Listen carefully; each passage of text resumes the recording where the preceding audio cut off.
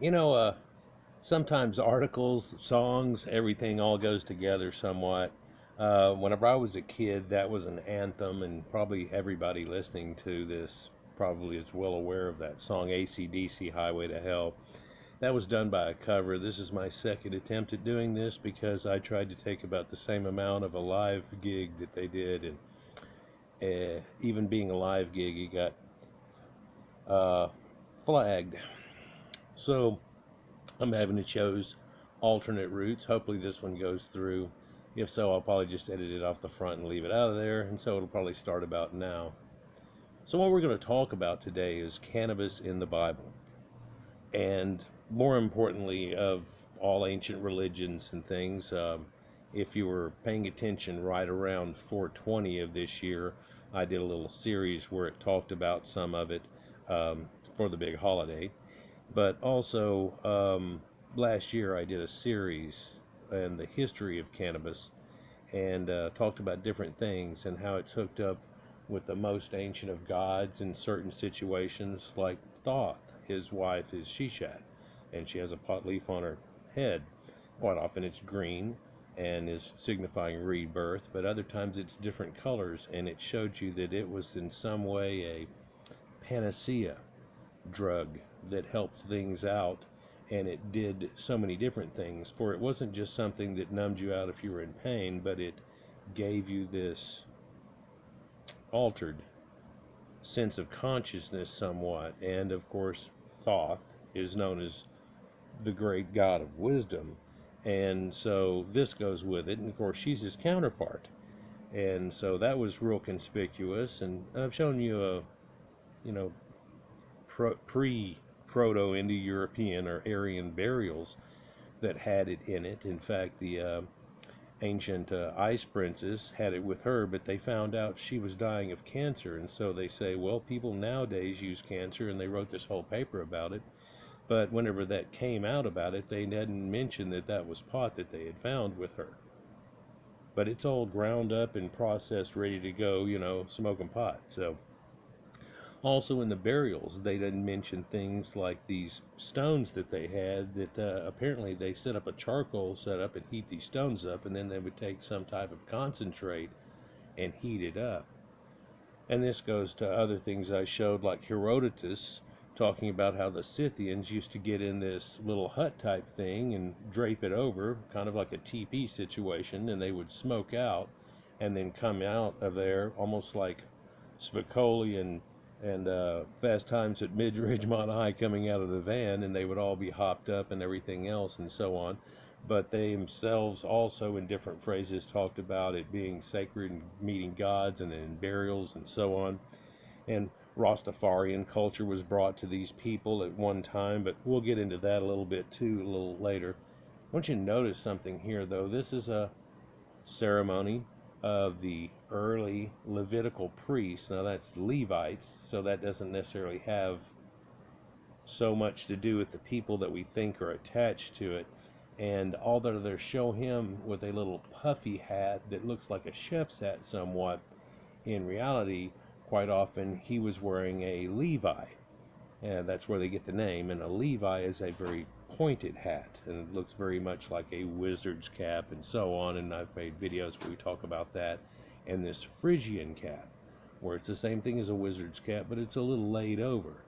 We all also think about witches and wizards of having this wizard's cap, but bent over somewhat. Gandalf and all these things come to mind, and these people that can divine knowledge from God and sorcery and all these things that go along with this that are supposedly devil worshiping. That's why, I start with this Highway to Hell. For Highway to Hell, whenever I was a kid, was just a song. Whenever we were cruising out, the best place that it could possibly be played was when we were all cruising out for a weekend party where we were meeting out at some place, quite often the same place at the lake or some place that we had designated, the sanctuary or whatever.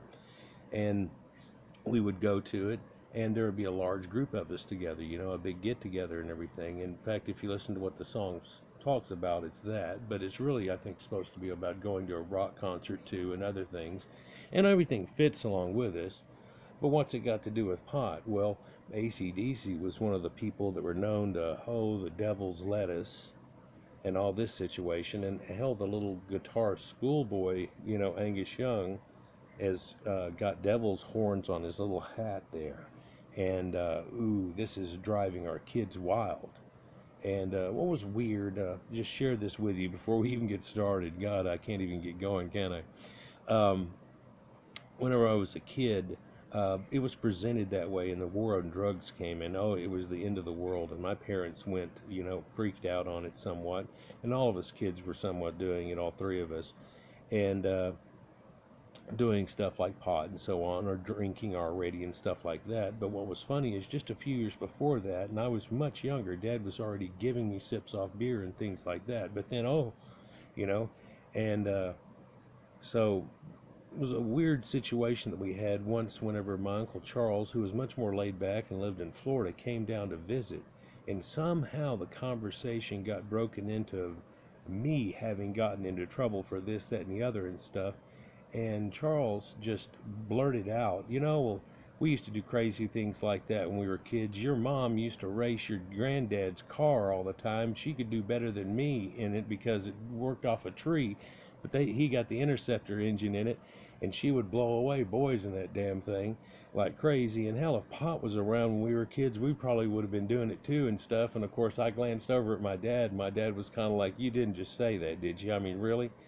And they started busting out, and so we talked about it, and Mom, she was there and everything. That was a gloating moment, and all of a sudden these stories started coming out that we had never heard about her having outraced some kid that was the king of something and everything. She was like, oh, what the hell? And what happened was Charles was driving the car, she was in there, and then whenever they went to go ready to race, he goes, just a minute. He got out of the damn car, she scooted over, he shut the door like that and then walked off, and like, what the hell? And she nodded at the son of a bitch and beat him. So that was a big thing. My dad talked about his Cosmopolitan that actually had a dual overdrive in it, and he bet somebody would think he'd go 90 miles an hour in second gear, and he took and went first, second, and then pulled overdrive in the thing and got it all the way up to 90 miles an hour.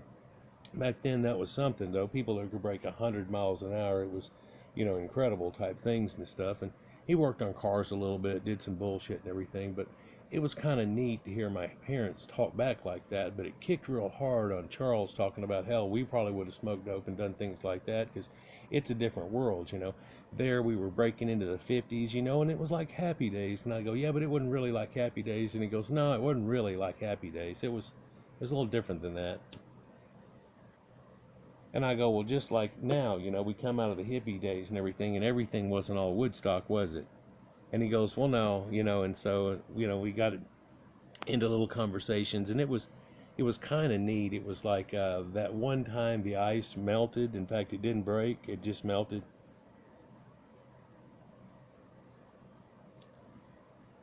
When we're looking at a picture here, though, you can see that he's wearing this sacred breastplate, and this has 12 symbolically on it for a reason. And of course, this is just like the birthstones that ladies have on their rings, and I've talked a lot about this. And then here's this chalice situation that's holding stuff inside of it, but this isn't necessarily liquid, although there might be some sacred drink that goes along with Christ and all this type of situations. But what he's doing here is he's taking in this thing at the bottom, which is that dangling incense burner that they burn, and through the church and stuff like that. And then he goes to the altar, kicks up more, and then between the cherubim here of the sacred altar of the Holy of Holies, he meets God in the sacred room that these curtains are usually closed, and then there's another set right here behind us, and then the congregation area possibly there, and this 7 symbology. And people have made a lot into this, how they always show this same type of iconography and what things are in here and inside of it. But what basically goes on is these people come in here and they actually get ripped, and they sit and smoked out, like we talked about with the Scythians, after the fact even, and would commune with God effectively. And there's divination done then, and Although divination in the Bible is, it's not well acceptable. Well, they had that and Thummim, and it's a black and white stone and written on one side of each only, and they flip them, God supposedly controls the flips. Yeah, so they get high and they flip these stones, and it tells them what God supposedly thinks to do. But of course, they're discerning past that point. But it's kind of like leaving it up to chance or whatever in some weird way. But that would be only like going into battle and so on. There's a lot of other situations where, should I tell them this? Should I this? Should I that? All these situations. And this is only done here with this Levitical priest. These commoners out here don't even know what the hell's going on. But whenever they come into the area, they've talked about this incense and how people have agreed a long time ago that it had pot in it. But they're saying, well, that has that good smell to it. So effectively what's going on is these people who they make wash before they come in too, that's part of it, right? They end up doing the incense and it kind of makes a good smell, and that's okay. And you go, yeah, you put the pot in there for good incense. Well, there's this thing in there where it sets a whole bunch of coals in it. And then they put this chunk of the stuff in the middle, which is like hash drenched in this oil stuff, and it smokes real bad. That's the incense effect. And it puts it out into here, much like the Scythians heating up the rocks and putting the concentrate on it. In one of my videos, they talked about how they had superiorly concentrated this situation down, kind of like making opium or something like that. Now, they had taken and distilled it down to where they had it real concentrated. They wanted to mention that it was, and they were comparing it to common weeds and stuff that you would find today. So that's strange, but people don't find it strange you talk about that, but you talk about this and oh no. So oh no on me, I guess. But I choose the danger. Because why? Because I know the truth of it. I'm just, going to go ahead and blurt it out and tell everybody. And it's very enlightening. For some people talked about how they lit up this 7 candles here, and a candle is lit off of something, and then something was lit off the candle. And they go through these phrases that they have and stuff like that, and people have picked apart this, and I'm not going to show this in the video because whenever I did before, it made my video banned. I did a 3-parter that were all 45 minutes. Well, it was like 45, and then 32 or something. And it had all this guy's video stuff in it. But, that got tagged too. And all I was really doing was free use critique and everything. In fact, the 3rd time I tried to re-edit it, I called it free use edit attempt number 4 or something like that. And it still flagged. So I was like, bruh. And I've still got a few over here on the list that I want to do like that. But there are times whenever they talked about certain situations that's done, and God needs some weed, and then there's 7, and then there was 4 horns or the corners of the altar in this situation. And I'm telling you, there used to be an altar in here with an effigy that looked like something, and it had horns on it. And you would say, oh, that's got to be some devil worshipping type stuff, but El and this bull god worship and everything, and Sumerians and all those people had horns on their head like the Grand Poobah in the Flintstones, right? And so you'd have that situation, and of course they're supposed to kill something and put blood on the horns and do all these weird things. When you hear that, it just doesn't come across good. We're not going to get into that aspect of it. But the other aspect is that there are 7 on that menorah.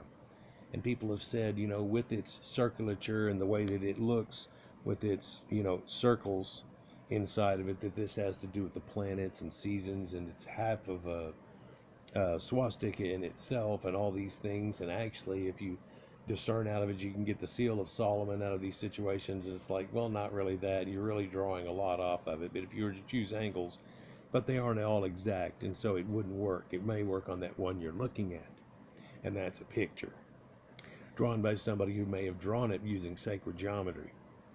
But that's not exactly what goes on, because sometimes they're just straight across and different heights and so on. I've got one over there on the mantelpiece, and they just go up and down. And so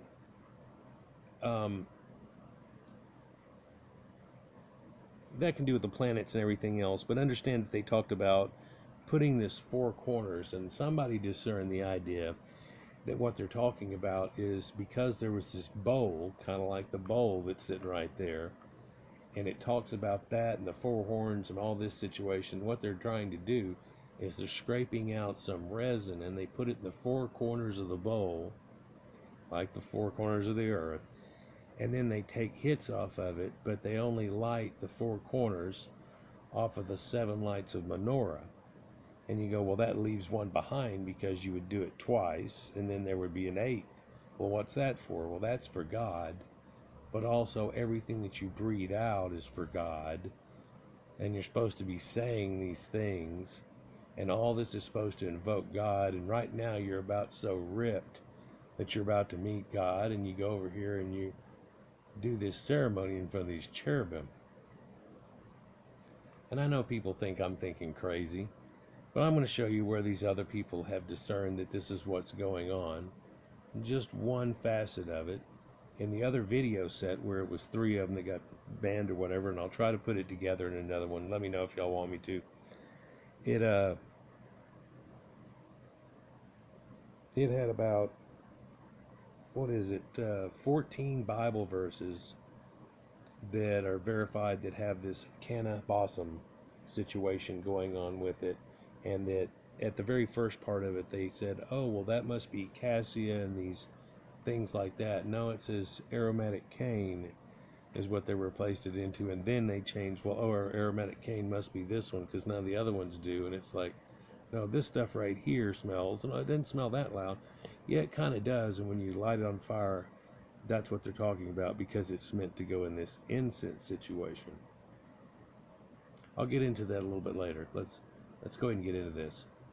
Ancient Judites performed cannabis ceremonies on the highway to Yahweh. According to a new paper published in the Journal of Tel Aviv, ancient esoteric worshippers at a Judite temple at the Fortress Mound in Tel Arad in Israel likely smoked cannabis during cultic ceremonies.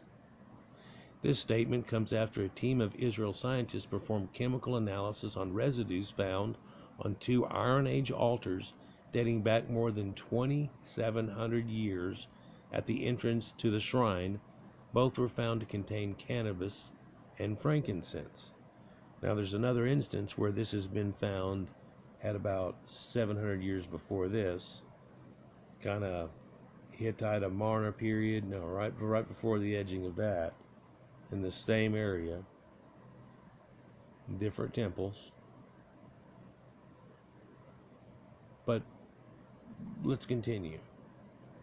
The frankincense had come from the resin of Boswellia sacra, a small tree found in Oman, Yemen, and Somalia. According to a Daily Mail report, the presence of cannabis resin suggests a deliberate psychoactive substance was made and burned to stimulate ecstasy as part of esoteric ceremonies.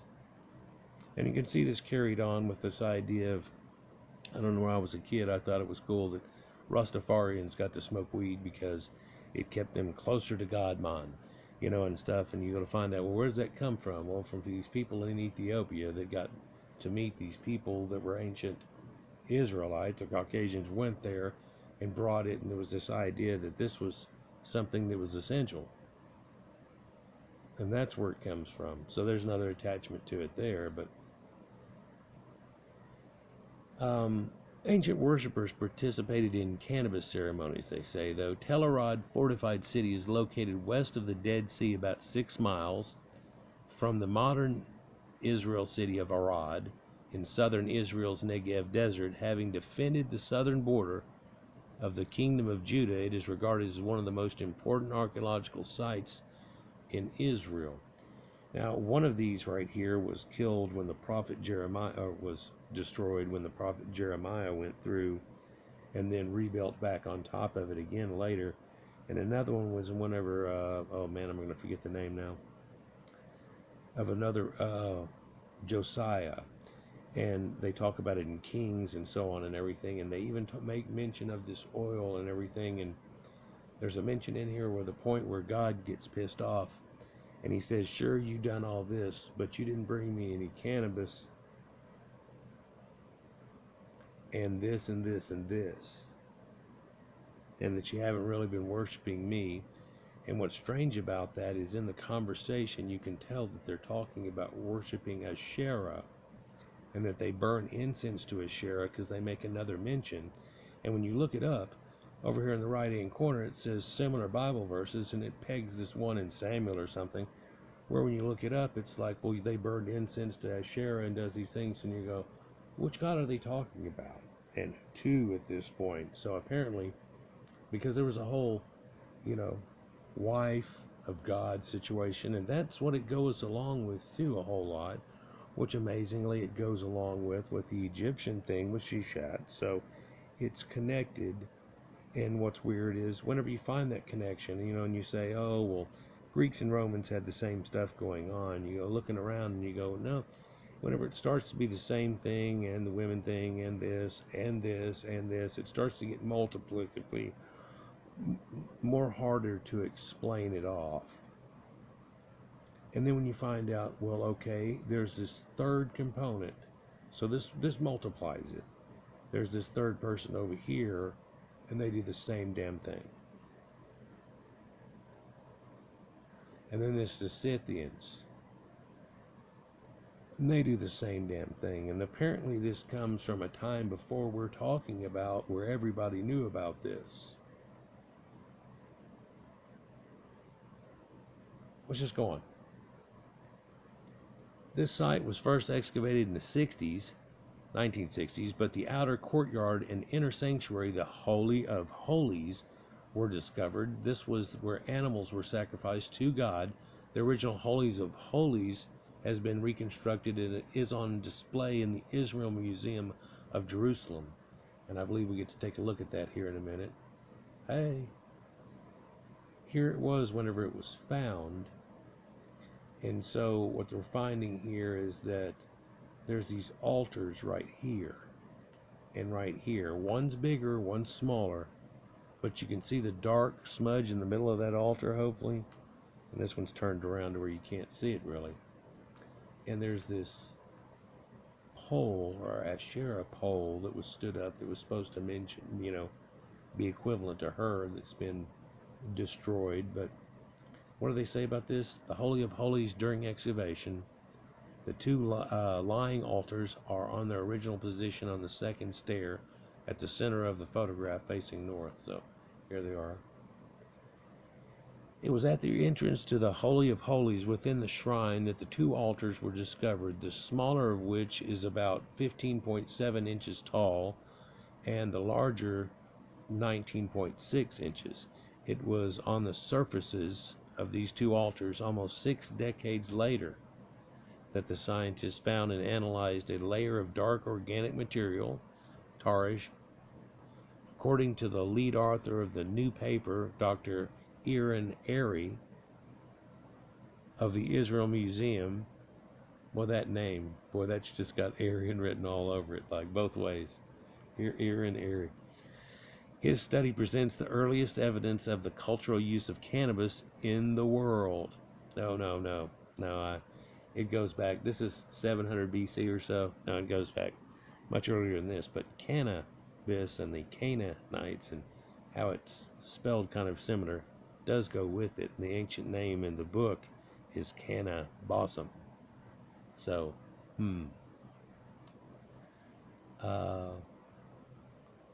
and he says it's also the first known evidence of hallucinogenic substances found in the kingdom of Judah. And that might be correct, and still connecting it though to Canaanites at this point. Jewish hash traffickers of the ancient Levant. What? Yeah, we're taking a turn down this road over here. Come check this out. The discovery of the use of cannabis within the shrine must have played a central role in the cultic rituals performed there, said Dr. Airy. Airy also speculates that because the fortress at Arad is rather limited in size, and the courtyard of the shrine might have been used for the gathering of all the population of the fortress, one can imagine that everybody who dwelt in the fortress would have taken part in the religious ceremonies in the shrine, which involved breathing in cannabis smoke, and the guy going in the back and getting ripped. In the ancient shrine, archaeologists found the smaller of the two altars had traces of cannabis mixed with animal dung, which is thought to have added to the heating of the sacred environment. The largest altar was found with a layer of visible black residue containing traces of cannabis and frankincense mixed with animal fat, which the researchers think promoted evaporation, which would have enhanced the psychotropic effects of the drug by slowly melting the plant trichomes and terpenes into the breathable air. Then there's also the effect that you can pour this oil upon yourself as an anointing, which is what that means and where that comes from, and it would coat you. And in Exodus, they talk about the way to make this sacred anointing oil and to keep it sacred and not tell everybody is that you mix up basically some cinnamon and myrrh and liquid myrrh and 6 pounds of cannabis and a gallon and a half or a little more of olive oil, and then you're to procure it up individually like you do perfumes.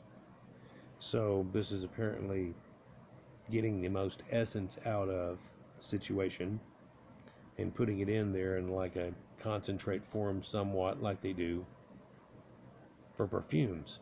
And so this also involves an idea of like chemistry and ideas like that going into it. So this whole concept, you know, as you can look at right here, it's got chemistry going on a little bit to derive this stuff and this combination that we really like that gives this effect that's helping us to see God and everything. So it's got religion to do with it and everything else.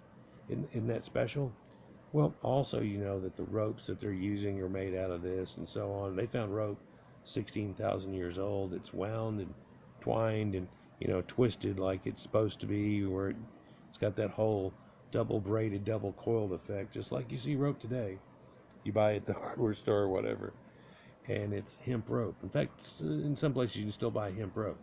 Of course, it's not the stem that gets you the buzz, it's the little bud flower things that get you that. But so here's this little chunk. Frankincense and cannabis were both burned in the religious ceremonies. So you can see these chunks of these frankincense are derived things that have, much like an edible in cannabis that is now, has cannabis inside of it. They get these coals burning, and they take a little chunk, and they put it on there, and it starts rapidly smoking, and they cover that up with this thing here, and then they walk around and do that in front of everybody. But it's different in some of the ceremonies where when this is something rare to find, where it talks about what you do in the room with God, is that it almost involves a smoking of it. And they talk about this four corners and how you would let the smoke rise up and fill up the room, and basically the room would become smoke-ridden before God showed up. So you can think of that in a different way. I mean, that guy had colorful ways of saying it, but no other way than to get the idea of what you're thinking of right now. However, no evidence of pollen from cannabis seeds has been found, and Dr. Airy and his co-author believe the plant was imported from distant origins. What ding? And transported to Israel as dried cannabis or cannabis resin, most often known today as hashish or hash. High in pain-free worship. High in pain-free worship. The researchers' chemical analysis of the altar residues identified traces of THC, which is the psychoactive part of cannabis, and creates uplifting feelings of well-being, commonly referred to as being high, and like the high places, as well as CBD cannabis oil, which is the cannabinoid used in medical cannabis products to relieve pain and anxiety issues now. The scientists said in their paper that the fact that only one substance was associated with each altar indicated repeated use of the same substances in ritual settings. This suggests that cannabis ceremonies were frequent at the shrine. And here's a recreation of it, I believe, all set up. And, or is this the original one and they just blacked out part of it? Because they're showing here this residue that's on the center of it, and the center of it, a good little pile.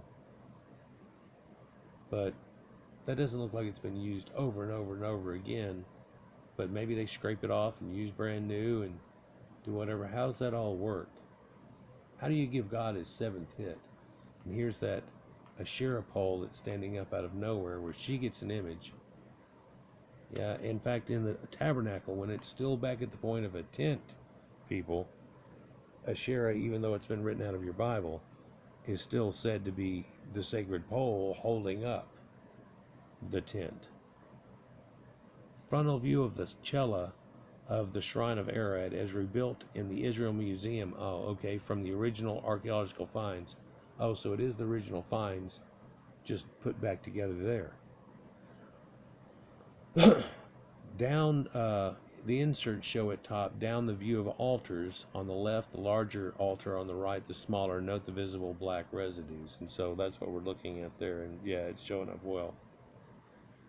So, in conclusion, Dr. Airy said the presence of cannabis at Arad testifies to the use of mind-altering substances such as part of cultic rituals in Judah, and also indicates the participation of Judah in the South Arabian trade much earlier than previously believed.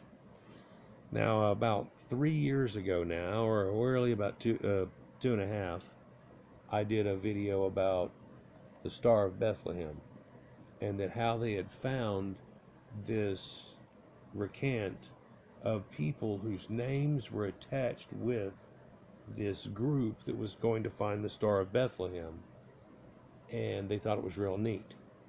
And it was really just kind of there and hush hush.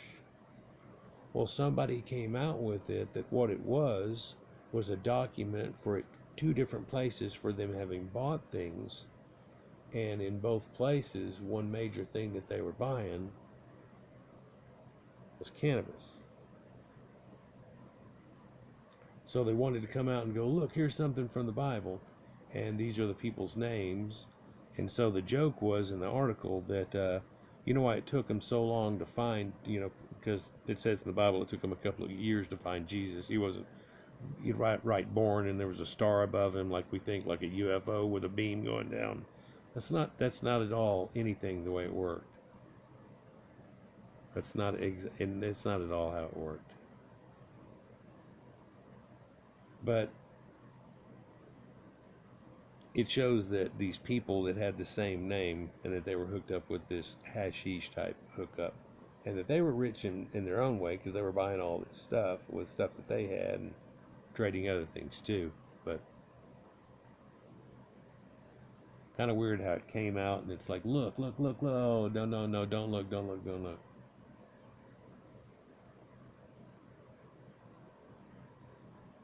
Says this new study, according to its authors, serves as an extra biblical source for research into the types of incenses applied to in ancient cultural rituals, not only at the city of Arad, but elsewhere in Judah, including Jerusalem.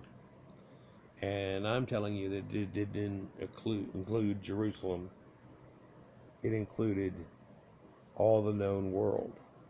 And I've shown you in the history of marijuana, where it goes back millions of years and was found over near Tibet, but then started to be cultured in the oldest forms of non-cultured that they can find is actually still hybrid, that they can tell that even this stuff that's just out here wild now that you might find is hybrid situation. Takes me back to my dad. Whenever they went into a situation talking about all of that and how they're growing it, he goes, hell, we only heard about it a couple of times, and you remember somebody something, da-da-da. And he goes, yeah, I remember hearing about that. And he goes, well, hell, we used to drink moonshine. And I'm like, what? You know, and they used to drink moonshine. It was their big thing that they could get something stronger even than whiskey. And us kids are like, well, we try to get a couple of beers. And Dad used to give me drinks off beers, but I don't want to give me drinks anymore. So he goes, hell, if you want a beer, go in there and grab one. I go, thanks. Karen, you want one? And so I ended up grabbing a couple of beers. You need another one, Charles? Da. Grab a beer. I don't know when I was. What, it was 14 years old, 15 years old. I think I was somewhere, and I don't think I had my car yet. Or I may have. I don't. No, I don't think so. Anyhow, so he in the conversation, Dad said, "Oh, he used to grow wild in Omaha." We used to stay in base housing. He was stationed at Omaha, Nebraska SAC headquarters, and he goes, "He used to grow wild in there. They had it growing wild down the trenches, out in the farmlands and stuff, everywhere. Those hippies, all that we used to see, and there was a bunch of hippies back then that would, bleach their hair out and put bleached spots in their jeans and stuff." And he goes, "Them hippies used to smoke it in base housing and da da da." And Charles said they weren't smoking that; they were smoking something or making it better than that, to the wild stuff. But he goes, Don, that goes back to where they actually used to have it legal in the States, and they had crops growing of it. And he's, what? And he's like, yeah, they used to do something, and I heard they had a tax on it and this, that, and the other. So later I looked it up, not too much later. I looked it up and everything and started finding out situations like, yeah, they used to have this tax for it in situations, and it wasn't no big deal.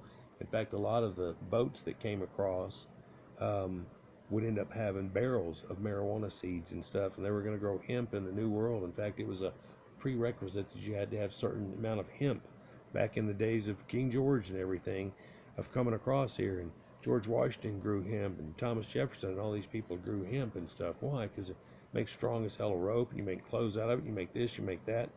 It's got the weed thing going on too, but I mean, hell, it's just, it's weird. It's not necessarily a panacea, where it cures all, but it sure does help out in a lot of situations. I mean, even Cheech and Chong caught cancer, and then using derivatives off of weed, which he smoked all the time, so you've got to do it a certain way, ended up having it go away. Isn't that amazing? So, yeah, I mean, you think that he ain't going to never get cancer. He smoked so much weed, and it doesn't necessarily work that way. And the type of cancer he got wasn't supposedly attached to smoking in any way. But that still shows you things right there. But it's not a panacea, as effective say, but it has so many uses. It's like if you just said that it did the thing like opium does, where it's pretty much the only pain reliever we've got on the planet. In fact, everything that we've got is a pain reliever, trying to mimic that, or it's like mommy's aspirin, it doesn't do anything. And while that might be all holier than thou, whenever you have a toothache or you start to have a kid or something going on, you're going to opt out in a heartbeat.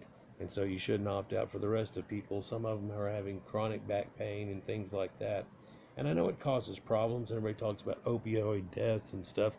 Sometimes people use that to take themselves out, because they basically go numb, go to sleep, and then that's it forever. I mean, you'd probably prefer that they shoot themselves or do things like that, and then that's more acceptable, and at least they don't screw up the whole opioid thing. But that's kind of a joke in itself, and really not related. But some of these times, these things are showing to have opium in them. For the ancient Soma drink of the Aryans actually had opium derivatives in it, it had cannabis in it, and it had ephedra in it. Yeah. Isn't that weird? It's a weird combination. Soma. I've done videos about it, one of which got banned in 244 countries, because I show a guy talking about it in India, about the ancient India burials and horse burials and stuff, and then he talks about Soma, and then once he's got into it, and the guy says, have you tried it yet? Too early in the morning or what? And the guy's laughing because it's a German archaeologist that's famous, and it got past the idea of being censored in that way, or in being monetized and all that type shit. What ended up happening was they just banned the ability for anybody to see it in those countries. There's no strike against me, anything. They're going to let it fly. 244 countries. And I'm like, damn, just a handful left, huh? But that happens. But I just went ahead and left it in. It got a lot of views, too. So this ancient idea here that they talk about of the possibility of this anointing, it gets deeper than that. For there's this concentration that they did with beeswax, and that they would take and anoint you with it, like Jesus. And somebody's picked it apart and said to the point that, Jesus doesn't do anything until he gets anointed. And in fact, they talk about anointing and then having to go off and anoint other people so they can do something.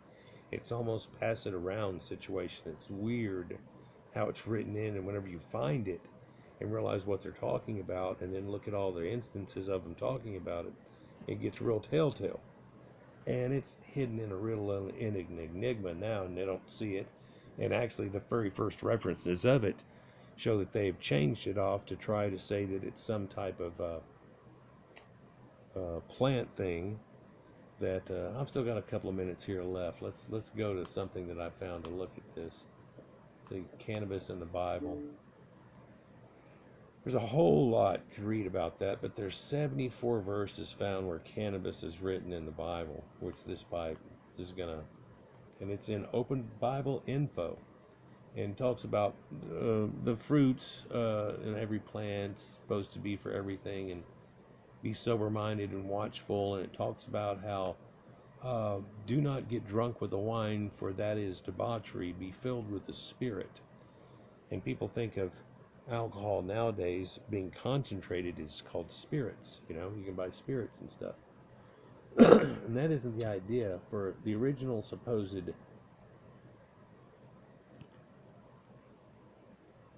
words that equals out to is be filled with the smoke of life, which is the spirit or breath of life. And it's funny how if you'll take and replace a few words in the Bible with their eldest transmutation and then read out some phrases, it quite often changes. Where's the one where I wanted to show you where